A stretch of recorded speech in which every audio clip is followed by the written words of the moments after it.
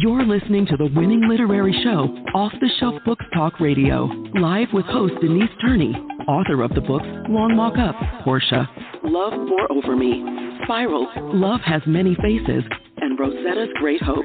Turn up your dial and get ready for a blast of feature author interviews, 411 on book festivals, writing conferences, and so much more. Ready? Let's go. If people are doubting how far you can go so far that you can't hear them anymore. Good morning, and I want to welcome you to our loyal listeners 16 years in and those tuning in for the first time. As I always say, you are listening to the Winning Book Radio Show, Off the Shelf. And again, I want to repeat that quote by Michelle Roos. If people are doubting how far you can go so far that you can't hear them anymore. Welcome to this Saturday, August the 14th. Oh, my goodness, I was just thinking this morning, I woke up, I said, we are in the middle of August. It seemed like August just started like 2-3 days ago. We already in the middle, so if there's something you want to do, as our guest, today's guest is going to share, get started now. Get started on it now, because before you look up, you're going to say, it's over. The whole thing. So welcome to this Saturday, August the 14th, 2021 show, and I want to thank you for joining us. We have an awesome guest on deck for you today, but before I introduce her to you, I keep asking you guys, I generally will ask you, how good of a mystery sleuth are you, and how much do you value relationships? Isn't that what everything's about?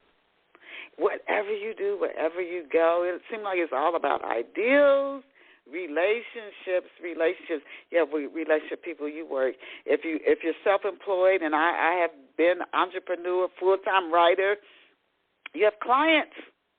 You ever have a way to earn income? You have relationships with them. Leaving a job is not the end of a relationship. You will always have relationships with the neighbors, with animals, other living beings. There's no way out of it. So to encourage, my new question is to encourage you to love yourself, practice awareness and honesty, and is a book with techniques, easy techniques, for this busy world we're in. Awaken Blessings of Inner Love.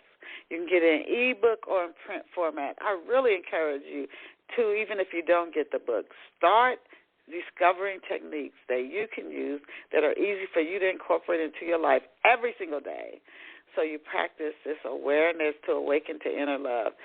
If you want this book, it's an ebook or in print. Awaken to Awareness of Inner Love by Denise Turney. I encourage you to get a copy. Again, it's an ebook or in print. And let me know how you enjoy the book. And now let us go and meet our very special off-the-shelf guest. And today's off-the-shelf guest is Joyce Johnson. And Joyce is an author, public speaker, sales influencer, and business coach. Sales influencer, I like that.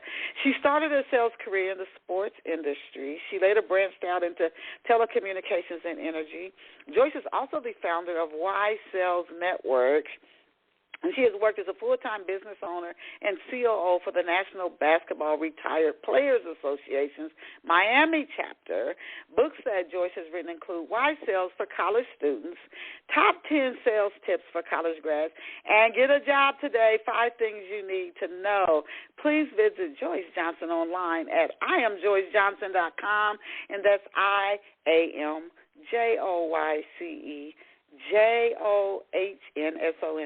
That's a cool website URL. IamJoyceJohnson.com. IamJoyceJohnson.com. You can even go over to IamJoyceJohnson.com right now and check out our website as you listen to the show. Again, IamJoyceJohnson.com. We are honored to have her with us on Off the Shelf this morning.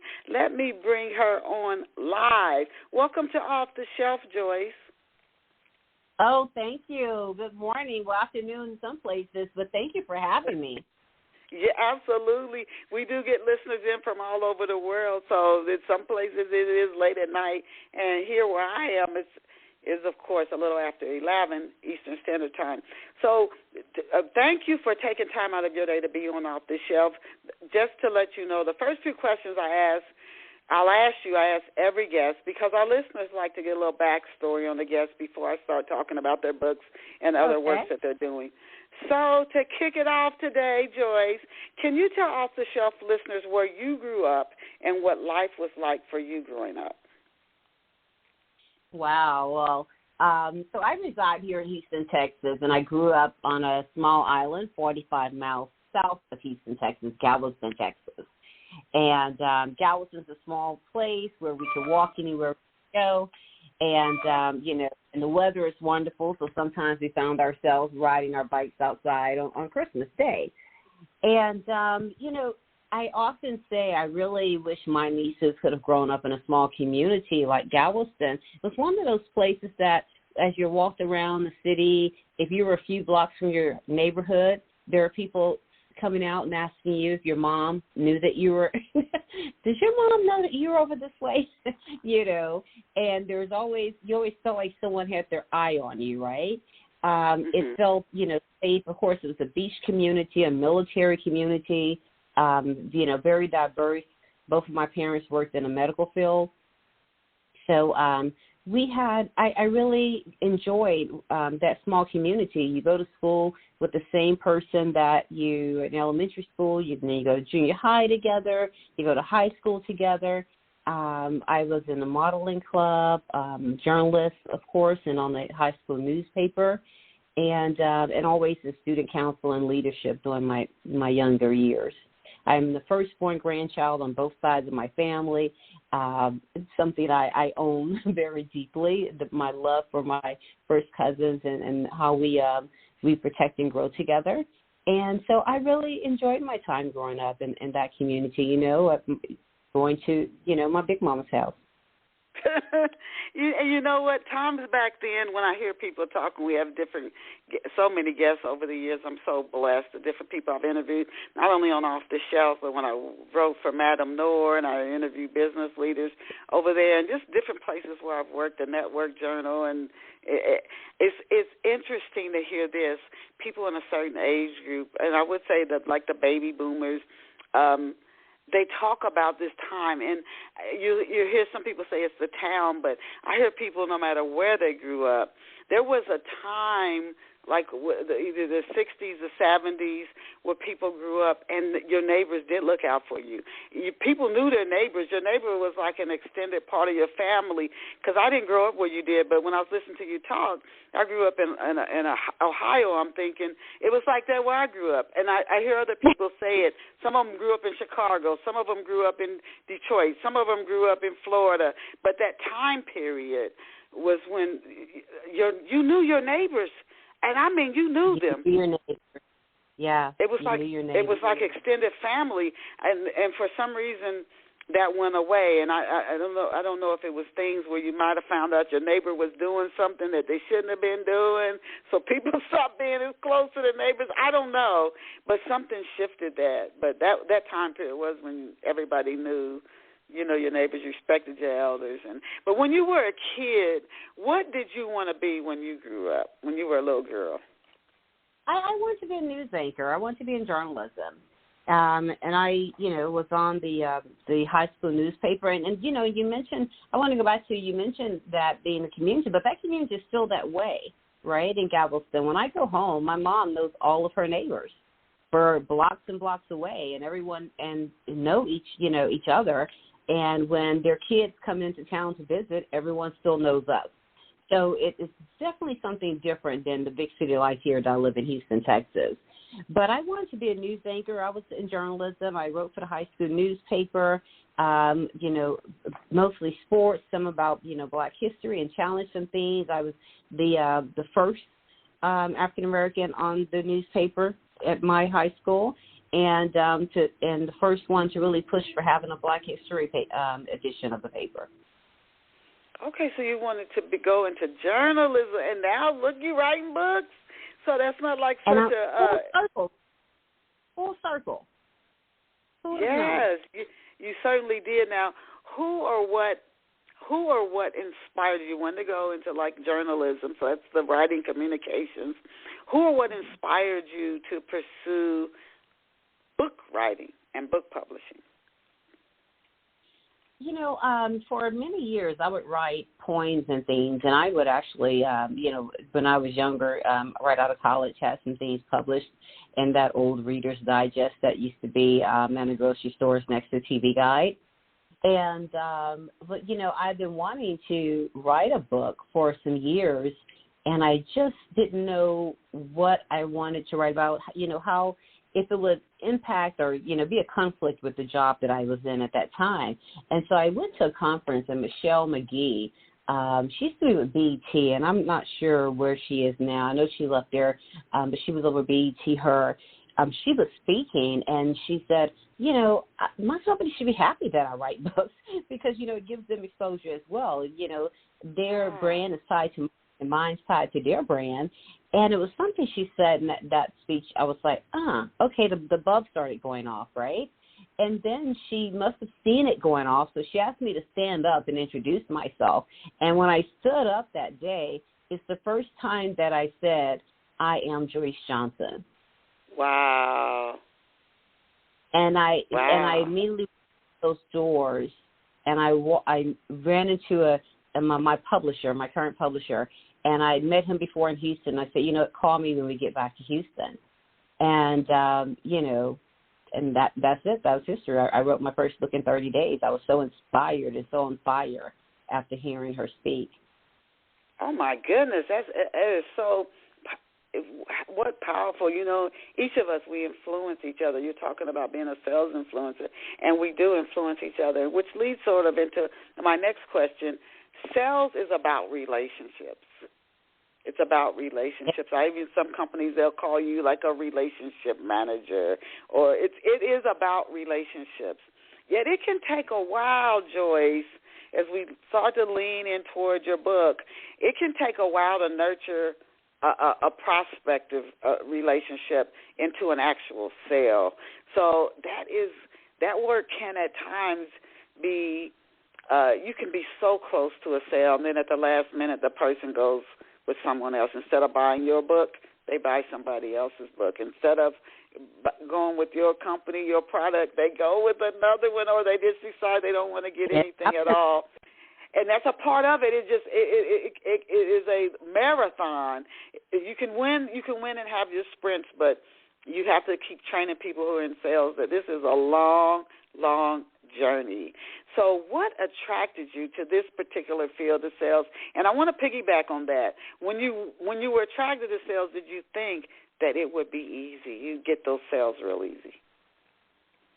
I did initially think it was going to be easy. And that's because, I'd always been like in retail sales. I was selling, before leaving college, I was selling in a large department store shoe department. And so when I hopped over, I tell the story in one of my books about my first sales job outside of, college, and it being commissions only and not having the support and resources that I needed to be successful. And I, ran out of gas, right? I ran out of gas with it, and I left it. But I found my way back to it because I did believe it was something that I can do. And once I studied the process of sales and, combined that with my raw talent and my personality, my willingness to be able to sustain the word no, I was on fire. I took off after that. Wow, you know what? Your ability to withstand the word no and to keep pushing to nurture that relationship into a sale. Kudos to you.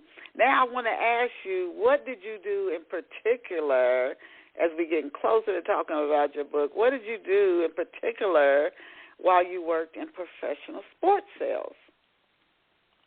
Well, when I worked in professional sports sales, I created, I found out what the customer wanted, how they wanted to market their business from the director of sales, and I researched companies, right? What does this company need? What is their brand? What's their mission? What they want to put out to the world, right? And then how can we match that to create fun games and programs during game time or pre-game time to help them maximize their brand awareness with us.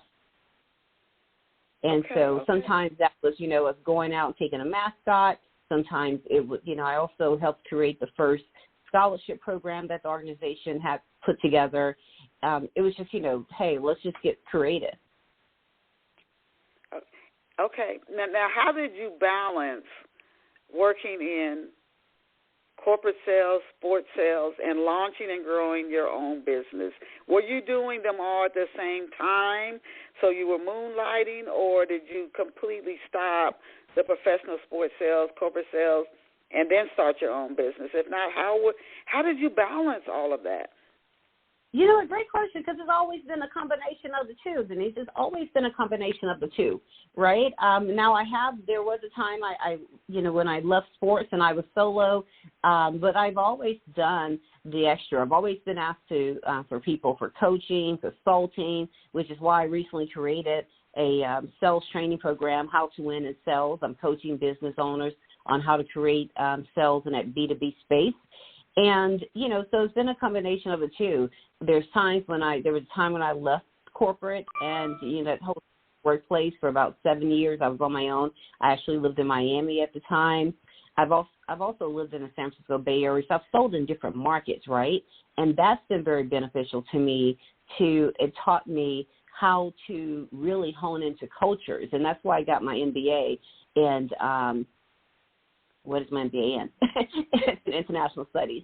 But that's why I did that, because I realized that culture is so important in sales. And even if you sell in here in the U.S., there's different cultures in Texas and how you relationship build in Texas. And there's different cultures in California, Miami, et cetera. And so that really helped me to understand that. I think when you understand people first, you talk about relationships, and my publisher, Darren, always say the difference between a contact and a contract is the R in relationship. Okay, I like that. Now, as it regards book writing, and I was curious about this when I was researching for your interview, why did you focus on college students in your books? What was it about that? Had you worked with college students before? What was it that pulled you, attracted you to focusing on college students and the books that you write? Well, you're right. I've been coaching college students and, being a business owner, I worked with a lot of interns, right? I had college interns that were paid interns, some that was needed an internship for college credit. I've had interns that volunteered with me. And what I noticed in those conversations, because they got very comfortable as they were building relationships with me, because I would always ask, what can I do to help you be successful? I learned that they were the same little people that I was when I was leaving college, that they were scared, that they weren't as prepared as they thought they were, right? That there was definitely some gaps in getting them from college life to adulting into work life. And I wanted to write something to help them make that transition successfully. Okay. Now, can you give off-the-shelf listeners an overview of Why Sales for college students? Yes. Well, Why Sales for college students, you guys, I actually, like I said, I wanted to help them. First of all, I just think that the sales profession is one of the best jobs out there, right? I'm an advocate. As they say, influencer, I'm an advocate for sales, because I believe the sales profession is one of the few that will take you where you are. It doesn't matter what your educational background is. It doesn't matter what your degree is in, what your skill set is. They will take you in a sales profession, and you can take what you learned, and your transferable skills, go get a job, be successful, and have an opportunity to earn, 6 figures in your first year. And I wanted college students to understand that it was there, that it was an opportunity for them. So if they didn't get that dream job they wanted, that there were some options. And then also that they can take those transferable skills. So say like you have a nursing student that doesn't pass the bar. She now can go and work in pharmaceuticals. She can work in medical supply sales, medical equipment, and while she's studying to get that test done, work with hospitals, work with doctors' offices, build those relationships, strengthen her personal skills to get her to that next level. Tell us about some when you say skills, what are some strengths that a person might – before I ask you that, I want to ask you this. Do you think a skilled or an effective salesperson, because some people getting sales seems to become easier to them than to others, do you think that's an innate ability to be a good salesperson? I think there's an innate ability to pick up the phone and go do it, or to go knock on those doors. I think that there's some personality traits for sure, being confident. I have a book also, Why Sales for Athletes. They have a lot of, leadership skills and team building skills and things that can help them be successful. But I also write in the book, if you think about a time that you were selling your parents on something, right? You wanted to go out to a concert or an event or a weekend, and you knew your parents was highly unlikely not going to let you go, right? You go up to your mom, you're telling her all about it. You're selling her on it. You're saying, well, Denise mom already said that she can go. Denise dad is going to pick us up. This is going to happen, right? You're giving all that information to your mom, your customer at the time that you're selling to. And then you go in for the closing. After you've given her all the valuable information you think that she needs to make a decision, you come back and you close her. Can I go, right?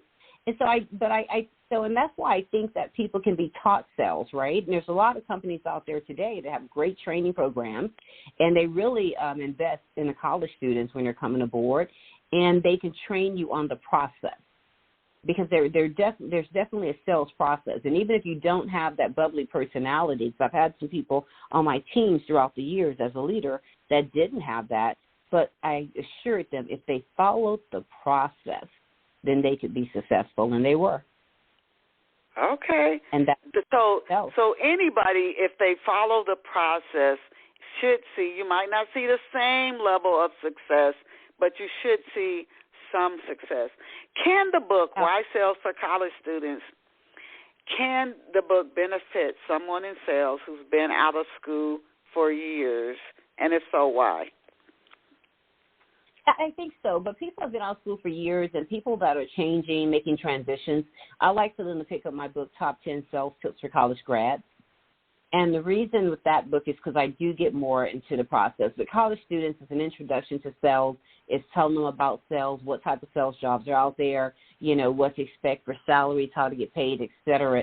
And I dive a little bit deeper into the planning of your day in the Top 10 Sales Tips for College Grads. How do you plan your week, your month for success?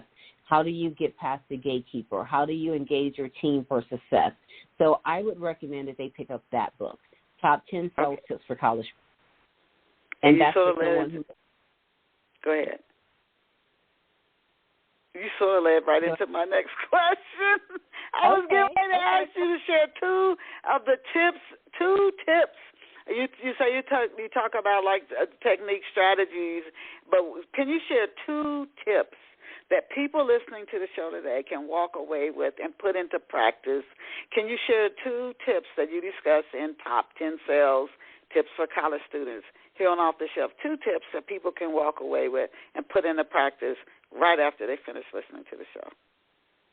Most important is when you're talking about pitching. We hear a lot about the term elevator pitch, and your elevator pitch or your pitch is the term elevator pitch is based on if you meet someone on an elevator, by the time you off the elevator, can you have closed them on an appointment or a meeting, right? Not necessarily on your product. And I think that's if I could share that, that'll be the second tip. But if I could share, don't try to sell people on the first conversation, right?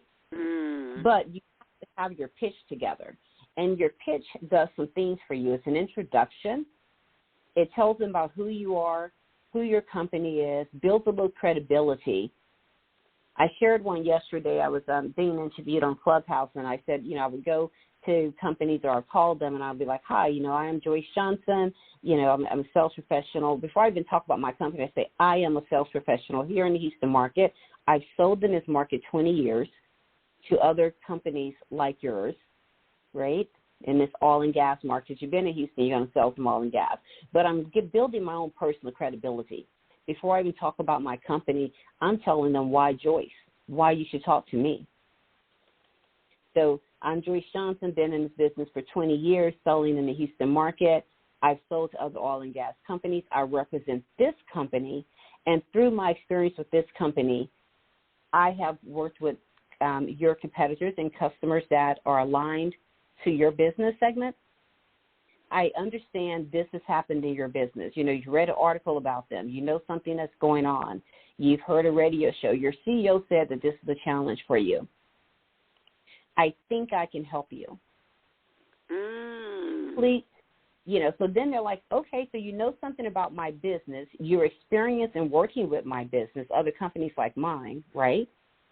And then you say, I think I can help you, right? How can you help? How can you serve them? So the light bulb is going off, and then you say, please share 2 dates and times that work best for you to connect. And I know a lot of sales books and shows and videos you guys are listening to is going to tell you, oh, ask them if they're available on Wednesday afternoon or Thursday morning, give them those choices, but they can still say no. They can say, no, I'm not available Thursday afternoon or Wednesday evening, right? But when you say, give me 2 dates or times that work best for you, that means that they've looked at their calendar, they're available at those times, you pick one, and then you show up. Okay. And you give them, they feel like they're driving the process. Right. Even though, right. more you are. Okay, that is a great, thank you for sharing that. Do you have even one more you could share here on Off the Shelf with our listeners? And these are in the book, correct? These are in the book, so people when people hear you sharing these tips and they're like, okay, I get it, and you say, and there's so much more in the book, and they're like, okay, these are great tips. I got to get the book. Because. So is there even one more you could share with us, our listeners? They could walk away like that's one you could walk away and use that. I don't care what you're trying to sell. You could walk away selling books. Yeah. You could walk away if you're trying to get a job. That could work even trying to get a job, that tip you just shared. Is there even one more tip that you'd like to share with our listeners this morning? Absolutely. So that was actually 2 in 1. I want you guys to write that down. 1, you have a pitch. And 2, I'm sharing with you how to best close the appointment. Okay. So you can go back, right? You can go back, and if you haven't closed an appointment with someone and you're going back and you're saying, oh, are you available Thursday? And they're like, no, I'm not. Are you available Friday? No, I'm not. Just go back and say, you know, please share 2 dates and times that work best for you. And it may not be this month or this week or what have you, but you now have a scheduled appointment on your calendar that you can go sell to someone. And I know a lot of people have in their funnel people who they haven't been able to get on their calendar. So now you have a new technique to use. But to share another one in the book, Top 10 Sales Tips for College Grads, I actually show you how to write a 90-day plan. If you're out there working and you haven't planned your work, you need to sit down and do some planning. Right? You need to understand what your business goals are and then back things out from your business goals. If your goal is to sell $100,000 in business over the next 3 months, you need to ask yourself, what does it take to do that? How many people do I need to see? How many appointments I need to have? How many deals I need to close? And you need to have a plan. You need to plan out prospecting, 2 hours a day. Maybe one day you're prospecting in the morning, one day you're prospecting in the evening, but you need to have a plan and at least include prospecting 2 hours a day, every day. Yeah, that, planning it out and not one thing I have to discipline myself on. You don't expecting it just to happen because you prayed for it, or you do have to in this world walk it out, and that. I really, really, really encourage people. I know people with good intentions, well-meaning, but they just think if they pray about it, it'll just automatically happen. That, for me, has not often been my experience. I've had to research, take the right steps, see what's worked, trial and error, and keep my goal in mind and keep moving toward it. That's what's worked for me. Right, and it sounds like you're talking about when you say, preparation, plus opportunity equals a win. And so what I'm sharing people in the book is I actually write a plan out, right? I actually do a 90-day plan and say, so if that's the plan that works for them, great. If they need to tweak it, great. But you have to have a plan. I would always say to my sellers, hope is not a plan. Yes. You got to yep. You know what, and I'm telling you, in this world where it's so much, and it's good to have faith, and by all means it's good, but it's self-help books, and, if you think it, and you at some point are going to have to get down and start taking some action. At some point, you're going to have to stir up your courage and start taking some action. Now, I wanted to ask you next, can you give us an example of networking with intent? Not just showing up at an event. We hear the term networking. Everything, like I said, I think so much of life is about relationships. But you don't just show up to an event and talk to people and say, how you doing, and pass out business cards. Can you give us an example of networking with intent? Absolutely. One of the things I share often, and it's in the book as well, is that when you go out networking, be intentional about it. And networking for me, I tell people, is better to have one connect, right? When you're intentful in your networking, you need to go and you need to plan on connecting with someone, right? And what I mean by connecting, especially when you're looking for opportunities to sell, you may not meet the person that is going to be your customer, but you may meet the person that can give you many referrals. And when you meet that person, instead of bouncing off to the next person so you can grab a lot of business cards or contacts, you need to spend more time getting to know that person and building on that connection. So whatever you guys found that brought you together, whether you attended the same college, you grew up in the same area, you have the same hobbies, you need to spend a little bit more time talking to that person so that when you leave there and the next day you call that individual's office, even if you call 2 days later, they remember who you are and say, oh, absolutely, put him or her through, right? Build a relationship, right? Because a connection is a relationship. Versus going to a networking event and you're grabbing, 10, 20 cars, numbers, or what have you, and no one remembers who you are. Take time to make connections. And you go to an event. You can't hit every event, but you go knowing I'm going there, and I've heard that this COO is going to be there, or a COO, or somebody who can, like you say, they have the referrals that they can refer to me, and I'm going there to intentionally introduce myself and start a relationship with these three people. Even if you go out and you meet other people, but that's your intent. That's something that is new. With the people I've worked around with in sales, that's something new that I've heard. And others may do it, but they just don't talk about it. But because I've always heard just network, work the room, network, work the room, network, work the room. But networking with intent, these are I want to introduce myself to these 2 or 3 people, and this is the reason why. Right. And then build out on that relationship. And they may not be the 2 or 3 people for you, so I don't want you to get tied to those people. Okay. They may not be the 2 or 3 people that you connect with. Okay. So stay open, right? Too, as well, and keep working. Stay open, right? Yes. Yeah. If you're trying to talk to that person, and it just doesn't. I mean, you know when you have a connection with someone, right? You know when it clicks. If it's not clicking, great meeting you. Enjoy the rest of the evening. Hopefully, we'll connect again at some other time, and move around. Just move around. You're there. So say your goal should be, I'm going to build 3 connections, not I'm going to see these 3 people. Okay. What if they're not there? Okay. What if they don't show up? Right. And then if they're really popular, right? If they're top people, CEOs, you're not going to be the only one there to meet them. They may not be able to get to you. Right? Right. Sometimes it's better to build a connection with the influencer than it is to build a connection with the person you're trying to connect to. Because if you build a connection with someone that's an influencer in that person's organization or in that person's life, you're in anyway. Right. And it's nothing better to go in as a referral. It's nothing better than to have someone say, I met Denise. We were at this event. She was amazing. And they're going to remember everything about you. She told me she was from the Ohio area. She has books. She's a journalist. She's really awesome. I think it would be beneficial to our organization if you sat down and talked to her. You don't even have to set your own appointment at that time. There you go. Someone's doing it for you. Yeah, so approaching that sales from several different angles. Now, what do you mean, Joyce, when you say don't sell alone? Is this part of what you're talking about when you say don't sell alone? But that is part of what I'm talking about. But the most part, when I've been in the book, when I say don't sell alone, I mean that there's a lot of people in your organization.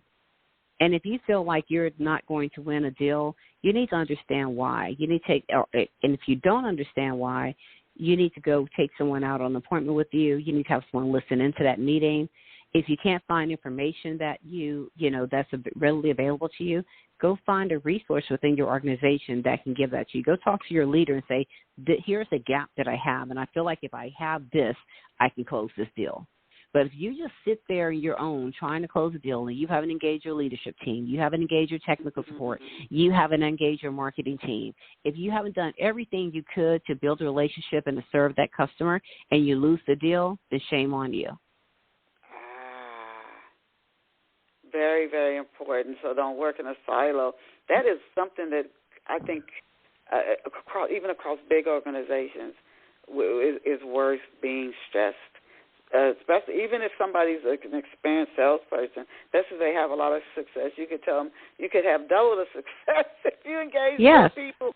If you engage more people, get more of your partners, engage more people in the process to help you get even more sales across the finish line. That's an important thing to remember. The planning part, networking with intention, and engaging others.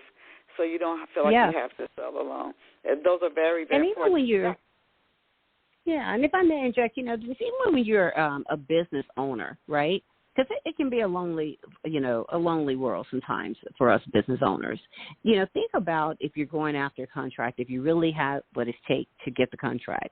And if you don't, think about what company or entrepreneur or contractor you can bring on to your organization to help you, in proposing and winning that business, and you hire that person for that particular project.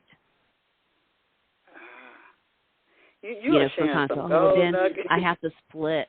Right, I have to split the commissions. Well, if you don't win, 0 of 100 is 100, a 0. 0 of 100 is 0, right? Yeah, and you're sharing a lot of gold nuggets or pearls here on Off the Shelf this morning. Now, for our listeners who are book authors or entrepreneurs, and they could be entrepreneurs in a wide, diverse range of different fields or industries, can you tell us why follow-up is so important? So you've made that elevator pitch. You've approached somebody at a networking event, and you've networked with intent and no response, or you got those 2 dates of which date is best for you? And at the last minute they tell you they can't make it. They have a conflict. What? Tell us why follow-up is so important. Why do you not just stop when they say no? Because sometimes, it's the book, the 4 agreements. I think it is the 4 agreements. It says don't take it personal. A lot of times it's not personal, and we're taking it personal when we don't follow up. Right? Our business contacts are consumers. They're human beings. They're people, right? Things happen in their life. Things happen in business that sometimes get distracted or throw them. I can tell you when you ask someone for 2 dates and times that are best for them, and if they don't make that one day, they're going to feel obligated to create a new date for you. Okay. And so when you're not following up, you're missing opportunities, right? Because the person who follows up is going to get that opportunity, and it may be an opportunity that you created, but you dropped the ball and you didn't follow up. And you have to follow sometimes multiple times, and it may just be sending them some information or insight, something that you read and you share you think that's important to them, especially if you had an opportunity to meet that person direct already and something that's important to them. There may just be a touch point without asking for the appointment, but touching them to let them know that they're still on your radar and that you're still there if they need you. So sales, like anything else, you guys, is not magic. This stuff doesn't just happen. There are techniques. Magic. No, there are techniques, and it takes, like you say, and that's the second time I heard that book. I was listening to an event at a large corporation just the other day, and somebody a woman mentioned that book, so I now have to get it. The Four Agreements. She said it's a game changer. Yes. She said, and then you just mentioned it. You just mentioned it, so I said, okay, I got to get that book. That's the second time I've heard it in the span of less than 2 days. So it's like, okay. Gotta go get it. Gotta go get it. So can you talk about one of the 5 things that people need to know? We're shifting gears a little bit here for our off-the-shelf listeners. We're shifting gears with Miss Joyce Johnson. I am Joyce Johnson. You guys got to visit her online. So talk about one of the 5 things that people need to know to get a job today that you cover in your book, Get a Job Today, 5 Things You Need to Know. Can you share one of the things you talk about in that book? You know, since we're so heavy in sales, I'm going to say one thing you need to know is you need to know how to ask for the job. You need to close it. You need to know how to learn how to close. A lot of times sales professionals don't get business because they do everything right except for ask for the business. And a lot of times you go on a job interview and you walk out that interview, you haven't asked for the job, you know, and especially in the sense of it's a sales job. If you don't ask for the job, I'm not going to hire you because if you didn't ask me for the job, you're not going to ask the customer for the business, right? So I think it's important to learn how to close out an interview. I think it's important to be able to say, you know, Mr. and Mrs., you know, interviewer, you know, did we cover everything that you would like to hear from me today? Yes. Based on what we've shared today during this interview, do you see me, you know, why am I a good person for your role, right? Could you see me in this role? Do you see where I could benefit your team and why? And then when they tell you why you can benefit their team, you know, you go back and you say, based on the fact that you said that I have this, I have that, and I have that, and it's beneficial to close gaps on your team, would you be willing to offer me the job today? I love it. You know what? And how many people, I'm telling you, I used to work in HR. I've never heard anybody even, you were selling, you're in sales still. You're selling yourself. You are selling yourself to that hiring manager. You're selling yourself to that recruiter, and you're selling yourself along the sales. When you talk to the recruiter and you do a little pre-screen interview with the recruiter, and you say all these things with the recruiter, before they hang up that phone, you ask them what's the next step, and you ask them, based on our conversation, will you recommend me to the hiring manager? And you get them to say yes. And if they say no, you ask why. And if you left something out, now you're able to inject and maybe say that and then come back and ask them again if they're going to recommend you for the job to the hiring manager. You got to ask for the business. You got to ask for the job. So, and you know what, I'm listening to you for our off-the-shelf listeners. This takes sometimes, you know, flexibility. You have to be flexible and adaptable, and then you got to sort of roll with what the other person's response is, approachable and courageous. And what you said in the 4 agreements, that's a tip we're sharing. Don't take it personal because the interviewer doesn't know you. The hiring manager generally doesn't know you, so it's nothing personal. Do you really want that job? Then you have to close it, like you're saying. Now, can you tell us about the impact? And it's so competitive right now. So the market is so competitive that if you saw the list of other people applying for that role, you would know, and that's why you have to pull out every single trick that you have. Can you tell us about the impact, Joyce, that ongoing marketing and promoting Internet ads, social media ads, TV, radio, billboards, streaming ads, et cetera, et cetera, et cetera, has on a new entrepreneur's ability? So many people are doing so many things. You got people coming at you from every which way. As soon as you open up your email, there's an ad. As soon as you just can't get away from it. People are coming at you every angle. Your cell phone, text messages, all of this together. Can you tell us about the impact that this has on a new entrepreneur's ability to stand out enough to gain traction and generate significant sales? Like you said, it's so competitive. Right. Yes, it is very competitive. And, you know, I think it's a matter of people could, you know, make sure you're connecting to people, right? You know, in your branding, right? Especially if you're a small business, because a lot of times people are going to connect to you. They're going to buy from you. And it's going to be something about you that makes that connection. And also just consistency is key. I share with my team all the time. Be consistent, right? And don't try to be all to all. If you know that you're getting better responses on Facebook, spend your time, spend your money there. If you're getting better responses on LinkedIn, spend your time, spend your money there. There's programs that we market stronger on one network than we do the others. And there's a reason for that, because we know that certain audiences navigate to certain things. Okay. So they did a little bit of maybe market research, and then a lot of people they've tested different things, and they know what works. And another shortcut is if there is somebody like Joyce Johnson she and her team have tested several things, you can save yourself a lot of time and take a shortcut. Like you're taking a race and somebody home. Don't reinvent the wheel. Absolutely. I tell my team all the time. Yeah, don't reinvent the wheel. If it worked for someone else, more than likely, if we're aligned in our business goals, it's going to work for us. Right? Don't spend your time, and all day and all night trying to think of something new to do. There's very few things that's going to come up that's going to be newer that someone else isn't thinking of or thought of. So when you see something you like that resonates with you, that you think is a good tactic, if it's sold to you, it's going to sell your customers. Repackage it, rebrand it. Don't take someone's, if it says, trademark or something. But if it's a video, or if it's some content or a certain language, or rewording of something in the way that you word it, reword it that way and put it out there if it pertains to your business. And you can also learn from people like you. You can tell you have a lot of knowledge and experience.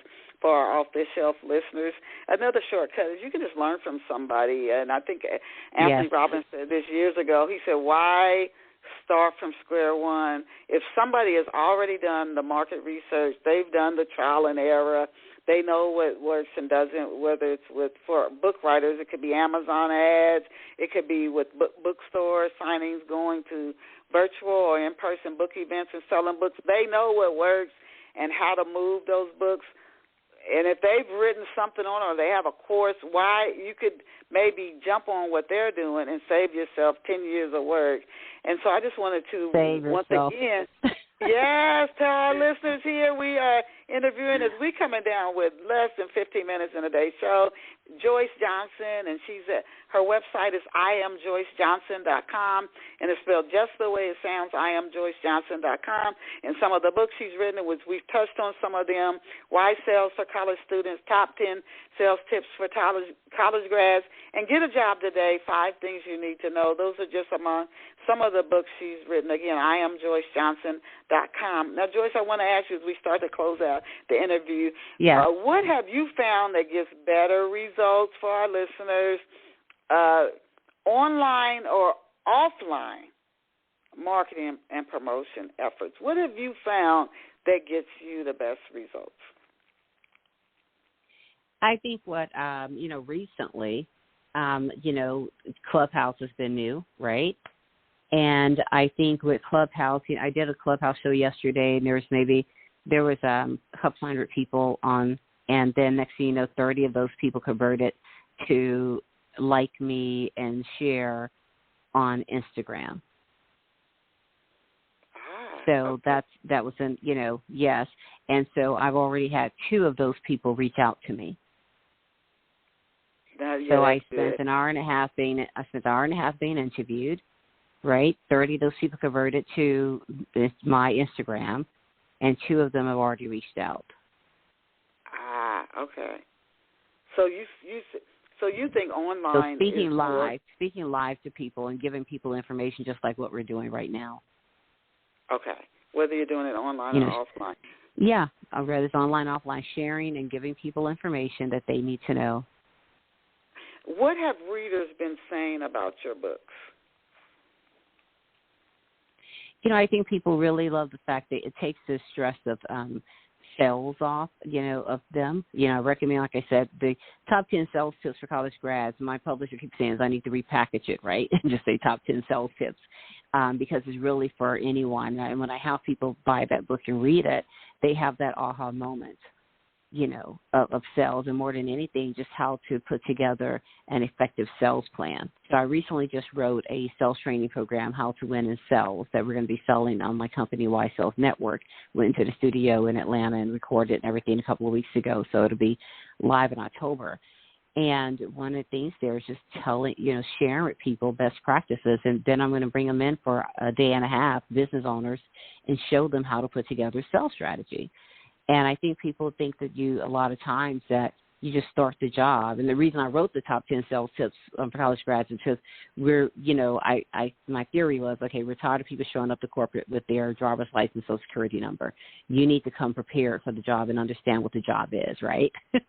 So that was my motivation behind writing that book. And I think people need, they like the fact that the feedback has been, the light bulb went off about sales planning. You have to have a plan. And you have to work that plan. Mm-hmm. Can you tell us about, as we close out, the March 2021, which has been months ago, Cancun Escape? What was that experience like? That experience was for authors. It was for aspiring authors. And I had a group of people that had written books already. Everyone was supposed to go to Cancun. Everyone did make the trip, but my team and I made it, and some other people still made it, and then we went virtual. And it was a great experience because, people want to know about writing, the process of writing and what it actually takes to publish a book and get it out there and to sell your book. And I think people will find that people write books for different reasons, right? For me, it wasn't about being the number one seller on Amazon, but it was about being able to have something to give out to college students, to have something to give out to sales professionals. And, of course, when I go speak, to, have people be able to buy something that they can take away from, what they just learned from me. And so everyone had different plans and different marketing plans on how they put their books out there. And so I think from our, listeners' engagements there, it was just like, wow, thank you. I've been wanting to write a book, and it's a scary thing sometimes to make the decision to write a book and actually become an author. And people really appreciated the share from all the different authors that we had on the panel. Okay, now what inspired you? You do, Joyce, you just do so much. What inspired you to launch Y Sales Network? With Y Sales Network, it was still about a lot. Well, when I initially launched, it was still a lot about my college babies, and but then when I talked to them, they're like, Joyce, we're adults now, we're millennials, we need something different from you. But it was about just taking my love for mentorship. I've mentored a lot of people in my years in corporate, and about my love for mentorship. And my love for sales, and really being able to introduce the sales profession to people, and not just introduce it to them, but give them tools to help them be successful. So that's what Y Sales Network does. And what are some of those services that are offered through for listeners who might be interested, or maybe their children interested in working with Y Sales Network? What are some of the services that are offered through the network? The Y Sales Network, again, we're revamping the website. Most of it is on there, though. The Y Sales Network, we have webinars monthly for people to listen into, where we're educating people about sales. The last one we just had this month was selling on Clubhouse, teaching people how to go and sell on Clubhouse. We have our quarterly events. We have Meet the Recruiter events to help people understand what it takes, what recruiters are looking for, do an interview process, and what they need to do to go out and successfully get a job, because we want to be able to help people get sales jobs, right? And then we have our annual conference. We had our annual conference in June 2021, the New Sales Era, where we had speakers come in and talk to people about what it takes to be successful in sales in this new virtual, not even post-COVID, still in COVID space. Right? What does it take to be successful in selling there? There's sales, there's programs for colleges where I go out and I talk to college students and about sales and, navigating the corporate pie, which can also be something, a speech that I do in an adult form as well, but navigating the corporate pie, and that's performance, image, and exposure. How do you navigate your life in corporate so that you not only just be in sales, but if you're interested in leadership or something else, how do you get there?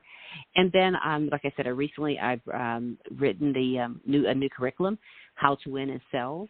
That's going to teach people how to operate in that B2B space, and particularly for our entrepreneurs and small business owners, it's going to teach them, what sales is, all about, because in that space, a lot of people, we start our businesses because we have a hobby, we have something we love, we're passionate about, we invented something, and then now we're like, we got to go sell it.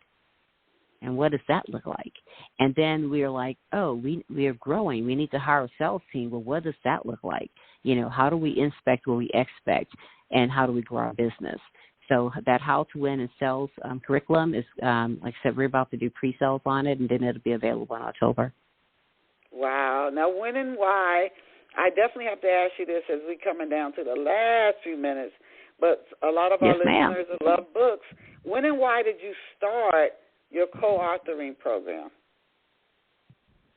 My co-authoring program, it's been a journey, and we just got a date that we're going to have I'm sending an email out today that we're going to have our virtual book launch on October 23rd. I started that program because every time I talk to someone, they ask me about me being an author, what was the process like, what made me do it, how did I get started, and there's so many stories out there, and people say, wow, I wish I had the time to write, I wish I had the money to do it, or what have you. Mm-hmm. The co-author program offers that to people, right? So the co-author program says you only have to write one chapter, 2,500 plus words, right? One chapter. You don't have to write the whole book. Let's take some baby steps, right? And then it gives them an opportunity to share their amazing stories with other people. And, I was sharing with someone that growing up, I would read these books by J. California Cooper, and in every chapter, like, she had a different story she would start. And it was so wonderful. I love that writing. Right? And it was so wonderful to me to read these different stories. It's like you picked up several books, but they're all in one, right? And even like the Chicken Soup series, the same thing with the Chicken Soup series. You're reading all these different stories. And that's what co-authoring is to me. And I wanted to be able to, it was a little scary, but I agreed to go in with my publisher and co-publish this book. There's so many great leadership styles out there. Leadership just isn't a title. There's people in different roles that are still leaders, and I wanted those stories to be heard, and I wanted to give people an opportunity to share their stories. Which sounds like some of the visionistas. Can you tell us about a few of the visionistas you've met and worked with over the years? Yeah, Shay Sparks, her birthday is today. I just saw that. I got to reach out to Shay. But it's funny how and Kim Lotz and Kim Gagne. Kim Gagne, worked with the Steve Harvey Group and Production and Family. Kim Lotz owns daycares here in Houston. She's a powerhouse businesswoman. Shay helps and works with veterans. And, meeting those women, Stephanie Palmer, we've all had something in common, and we were able to connect. We may not have connected had it not been part of a shared platform like a co-authoring program. And another thing co-authoring allows you to do is you take everyone's brand and everyone's customer base and everyone's reach, and now people are buying the book, right? It's being purchased in more places and more different places. This has been expanded and promoted in more places. So I'm really excited about the Color Outside the Lines, Extraordinary Stories of Leadership co-author program. And like I said, it's going to be available October 23rd. So we're excited about that. Okay, ramping up. Where can off-the-shelf listeners get copies of your books, Joyce? I have an author page on Amazon, but if you go to Amazon.com, you can purchase all of my books. You can actually go to my website, IamJoyceJohnson.com, and it just links you back to Amazon on most of those books. A few, the one on interviewing tips, that's a download from the website, so you can buy that right from the website. There's another ebook download, How to Reinvent Yourself, where I just talk about the process of reinvention, because sometimes you need a life refresh. And so I talk about that. And you will know when that time arrives. You just know I can't go any You further. will know when that time arrives. Don't fight it. Don't fight it. Just do it. You just need a refresh. Yes. And then any upcoming speaking engagements that you can share with our listeners, and social media networks where people can find you. On social, all of my tags are at I Am Joyce Johnson. So I am Joyce Johnson on YouTube, Facebook, Instagram, and Twitter. And then we have Y Self Network, and Y Self Network on LinkedIn and Facebook and Instagram also. Okay.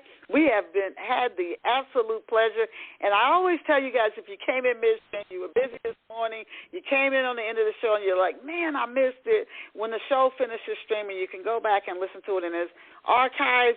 Share it. She shared so many awesome tips that I think anybody could use. And so we've had the pleasure of having Joyce Johnson, the author. She's the founder of the Y Sales Network, which we touched on today. And some of the books she's written include Y Sales for College Students, Top 10 Sales Tips for College Grads, and Get a Job Today, 5 Things You Need to Know. You can visit her online at IamJoyceJohnson.com, spelled exactly the way it sounds. Thank you so much, Joyce, for being here with us from Texas today, and all that you shared, including your wonderful self. And to each off-the-shelf listeners, as I always tell you, you are so amazing. You're so awesome and incredible. Go out and create a fabulous day for yourself. See you back here next Saturday at 11 a.m. when we'll have another awesome guest. Joyce, thank you so much. I'll send you a link to the show when it finishes streaming. Bye for now. Bye-bye.